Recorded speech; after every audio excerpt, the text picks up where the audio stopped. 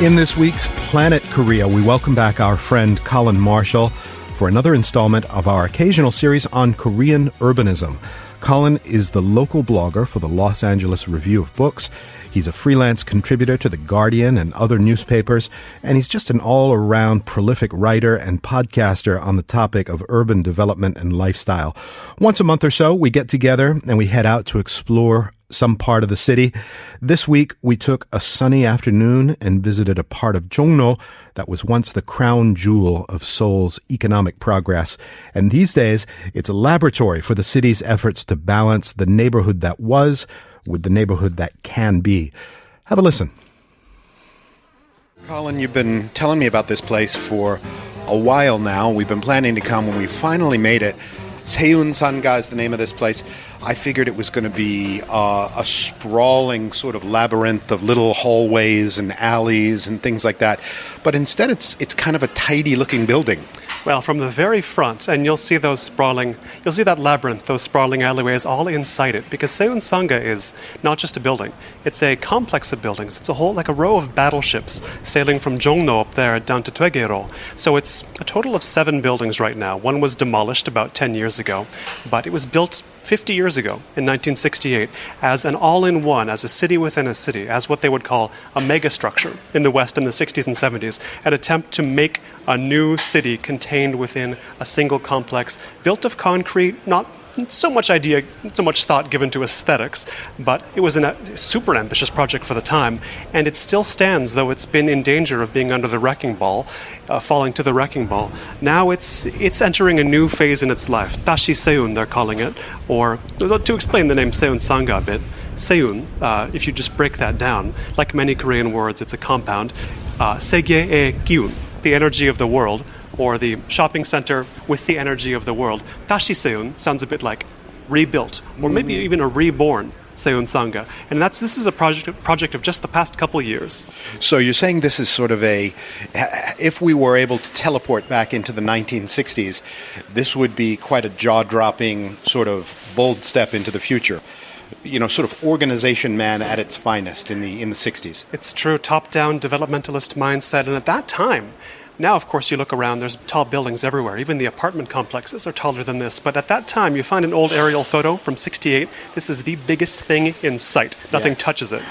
안녕하세요. 저는 세보시라고 합니다. 세운 상가에서 태어났죠.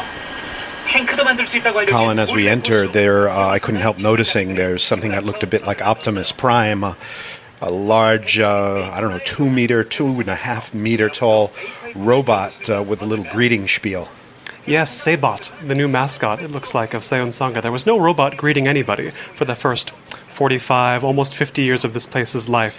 He's new. He's part of this Dashi Seun project to convert this place into an attraction as much as a utilitarian place of business. And as you enter, it's almost a bit anticlimactic. You see the robot, and then you see frankly, more than a marketplace, it almost looks like a warehouse. It looks like a storage place. This is a very old school, old-fashioned looking electronics floor that we've walked into. Right, built in a time, as we say, when Korea's priorities were to get buildings up, do business in them, rinse and repeat. We're going deeper and deeper into hallways of equipment, electronic equipment, things that I didn't even know really were still out there, various forms of speakers and disc players and whatnot. And you mentioned that this is a real resource for people who have that electronic thing that might be 10 years old and it's broken and they don't know what to do with it, because you've got a lot of wonks here, right? It's true. I recently brought a vacuum cleaner in that wasn't charging anymore. The guy knew exactly what to do. He had it back to me in a couple days. It wasn't very expensive to get it fixed. The point is, yes, as they say, know-how in Konglish is here, and it's because this place has been an electronics market for, as we say, 50 years. The surviving shops, and some have gone away, but many still survive, they have that accumulated knowledge available. It's not just products, not just services, but the knowledge that these proprietors have put together over the years, the experience, it's all in here as well. You were mentioning vacuum cleaners. You had your vacuum cleaner fixed. I did.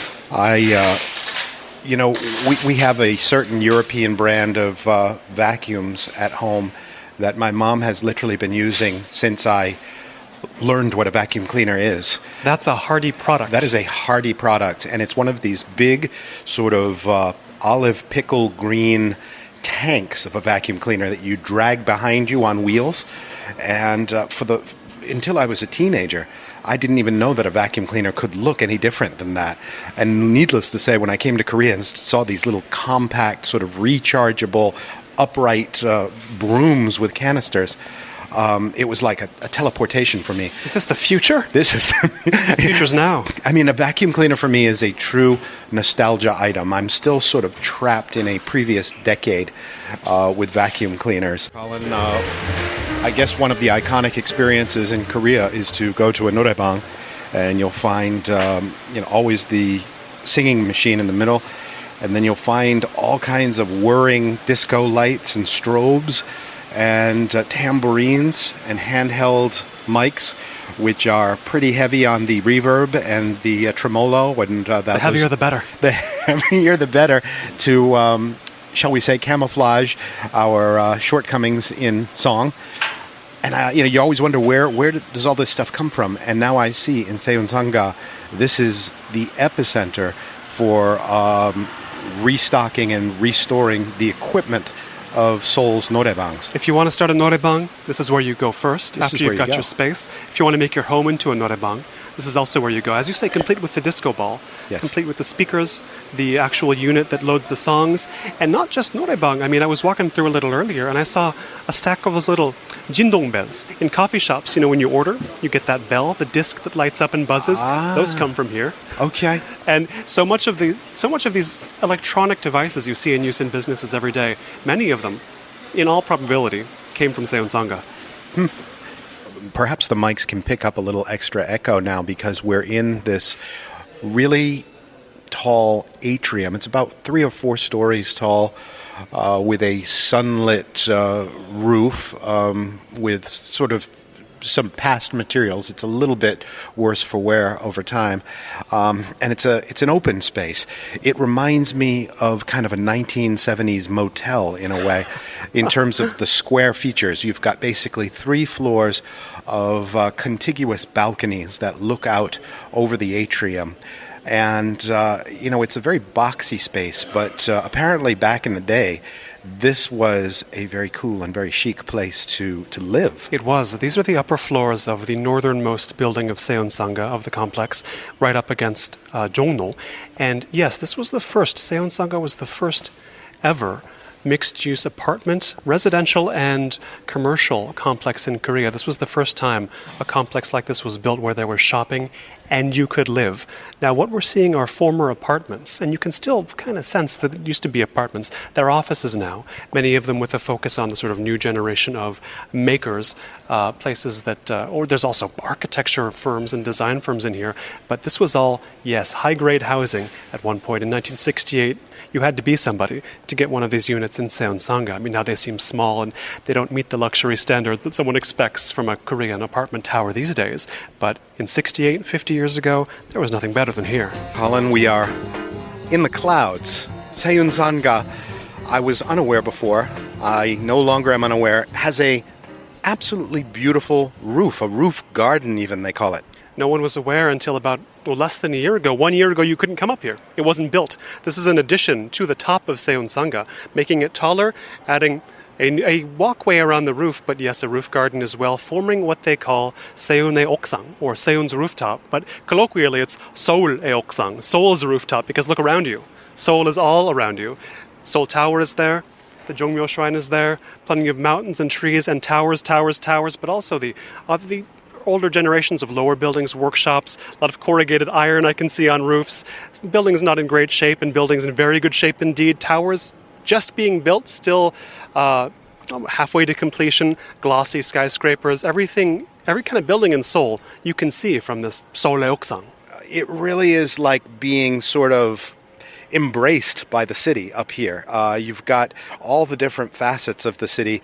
If we look down, we can see sort of the shanty nature of Jongno and what Jongno might have looked like in, say, the late 50s, early 60s, before businesses and government got ambitious and started building centralized communities like this. And then, of course, like you mentioned, the skyscrapers are all over. And then on the other side, I guess that would be the Jongmyo Shrine from Seoul Sangga. That's east, isn't it? Or is that north? That's north. The Jongmyo Shrine is north. And actually, when you look straight down, we can see this concrete ramp that leads in a way from Jongmyo Shrine up to Seoul Sangga. That ramp used to be the first building of Seoul Sangga, Hyundai Sangga, but it was demolished in about 2008, so 10 years ago, when all of Seoul Sangga was supposed to be destroyed. It was ready to go, ready for the wrecking ball. Was only actually saved officially in 2014. It was in limbo for a while there. No one in this building knew what they were going to do if they had to go somewhere else. But as you know, Seoul had a change of mayor. Park Won-soon is not into big buildings. He's not into demolition, not into mega projects. He's into reusing the existing infrastructure of Seoul, the existing buildings. So this is a very characteristic project, Dashi Seun, for the Park Won-soon era of Seoul. Every city has to reinvent itself, but you don't want that to be through demolishing itself and creating a whole new image and identity. You want to refurbish what you have to the fullest extent possible and leave those traces of the past. I mean, you see that in great cities of the world, London, Paris, New York, and so on. All of these telltale buildings that were standing there in the 1930s. Obviously, Seoul has had some traumatic times since then.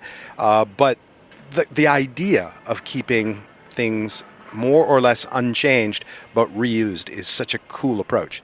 And this shows you how much things have changed. In 1968, when this was built, it was built under the auspices of a mayor named Kim Hyon-ok. Do you know what his nickname was? Go. The Bulldozer. That tells you everything, right? I thought that was Lee Myung-bak's nickname. He had that too, but Kim Hyon-ok was the original Bulldozer. He was the Bulldozer. Lee Myung-bak, he bulldozed, sure, but he was nothing compared to the bulldozing going on in the 60s and the just massive construction without a thought as to what was there before or what things were going to look like 20 years down the road. You know, the real bulldozing happened 50 years ago.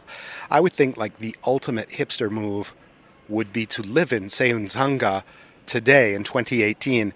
Can you? Don't think I haven't considered it. You can. I'm told you can. They're not all offices. In this building, the northernmost building of Seoul Sangga, they're mostly offices. But as we go south, they have all been built with these upper floors of apartments. They were all originally built that way. And some of them are still majority apartments. Some were in better condition than others. And the plumbing is old school. As I say, it's not modern standards. But that could be a worthwhile sacrifice for pure credibility on some level, yes? Imagine saying, yeah, come over to my place. We're having drinks tonight. Where? Seoul Sangga. B2 level or whatever it is. You're selling this to me. You're selling it.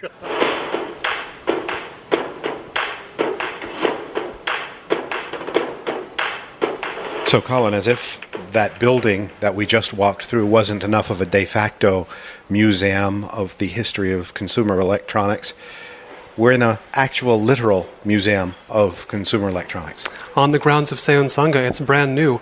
One of the many spaces newly built as a part of Dashi Seun. There's a deck, a concrete deck running around these concrete buildings of Seoul Sangga. Technically, it's public space. It's just like a street.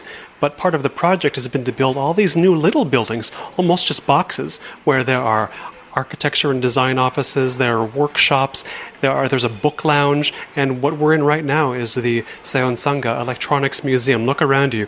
What do you see here? It's memory lane, right? It is absolutely memory lane and pre-memory lane, things that maybe would be memory lane for my dad and my grandma. You know, there's an old-fashioned transistor radio, there's reel-to-reel tapes, there's boom boxes that started to emerge, and some of the first computers. There's a little teeny tiny adorable stand-up arcade game, kind of like you might see in Japan around the beginning of the 80s or late 70s. Exactly, and if you want to buy them, they sell them in Seoul Sangga.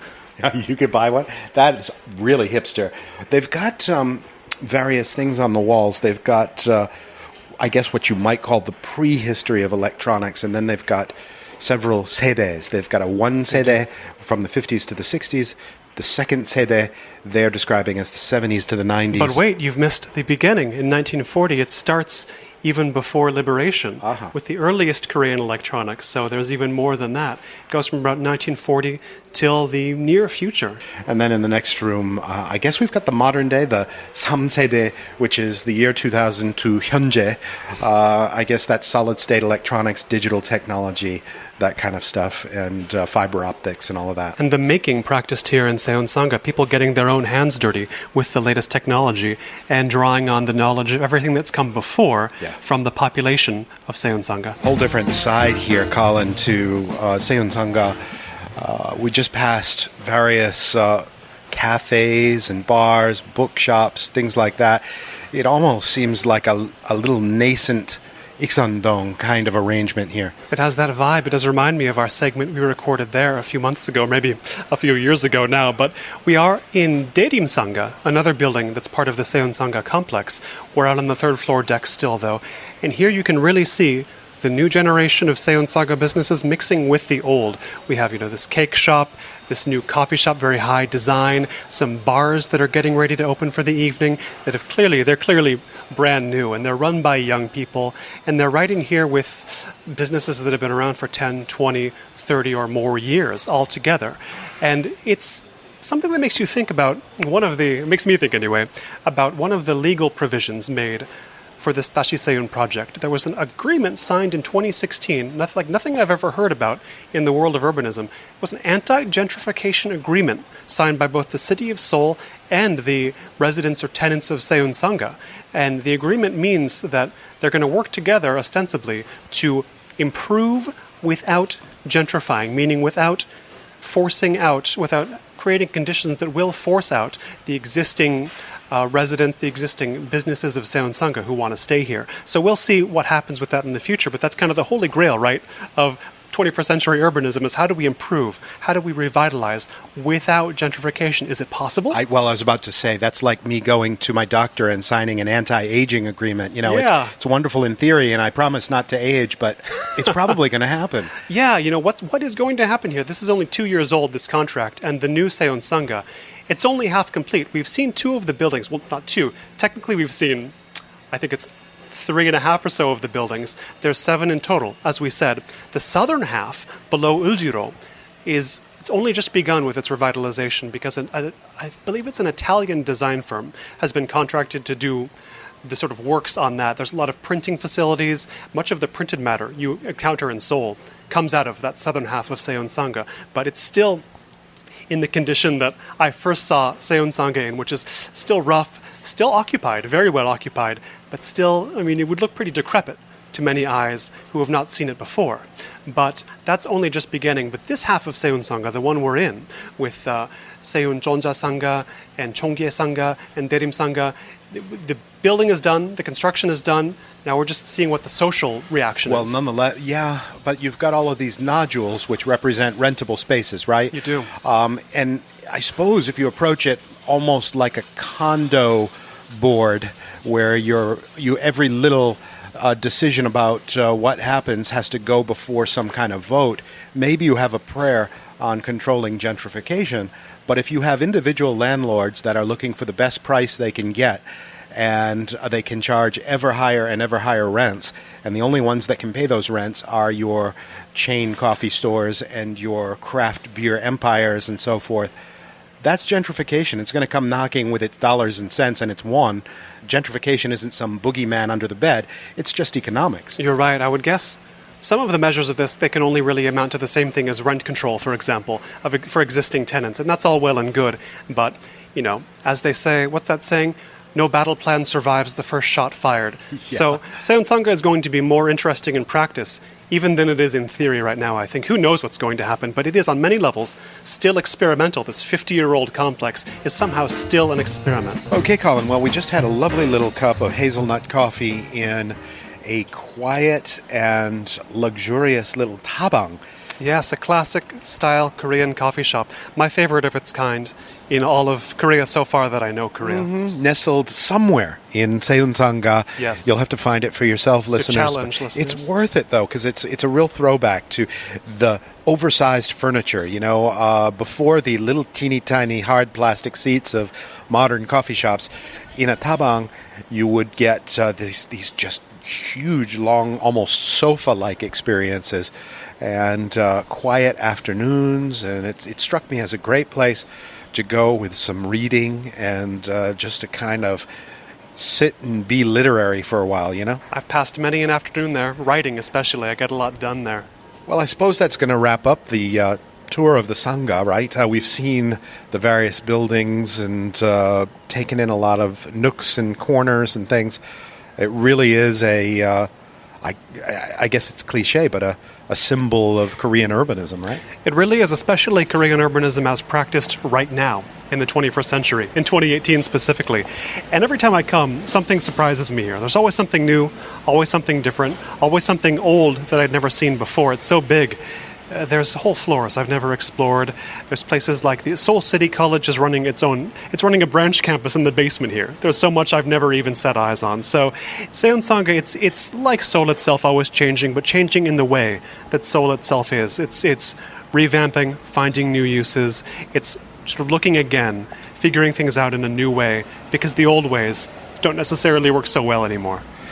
Does the world know about Seoul Sangga? Is it known outside of Korea? Well, it's having a moment in the Korean media and the Western media. At the Architectural Review did a Korea issue recently, which I wrote in, but not about Seoul Sangga, though it did have quite a spread on Seoul Sangga. Owen Hatherley, an English architecture critic of my acquaintance, he wrote an article in Design about Seoul Sangga recently. He said this, and I quote, "It is exactly the sort of place that contemporary urbanists and architects talk about creating, combining recycling, reindustrialization, automation, density, urban agriculture, live workspaces, democratic accountability, permeability, complexity, but generally they end up creating relatively conventional gallery malls like," and he doesn't like, the Dongdaemun Design Plaza instead. But at Seoul Sangga, they can plug themselves into an already functioning infrastructure that already fulfills many of those ideas. So whether or not you like the DDP, you can agree with what Owen has to say about Seoul Sangga itself. It's a cool quote to go out on. I guess we'll wrap it there. Colin, I'll see you again soon. See you soon. Huge thanks once again to Colin Marshall. It's always fun to walk around the city and get his take on Seoul life and urban concepts in general. He is online. If you want to find Colin, it's very easy to do. Colin with one L. If you haven't checked out his podcast series, in addition to the many things that he writes, I encourage you to do so. He's got a thing called Notes. What is it called? Diary on Cities and Culture. I believe that's the title of it. He did about 30 episodes in Seoul alone, and he's been to other cities in the world. So there's plenty more to listen to as well as read. The title of his blog, where all of this stuff is consolidated, is blog.colinmarshall.org.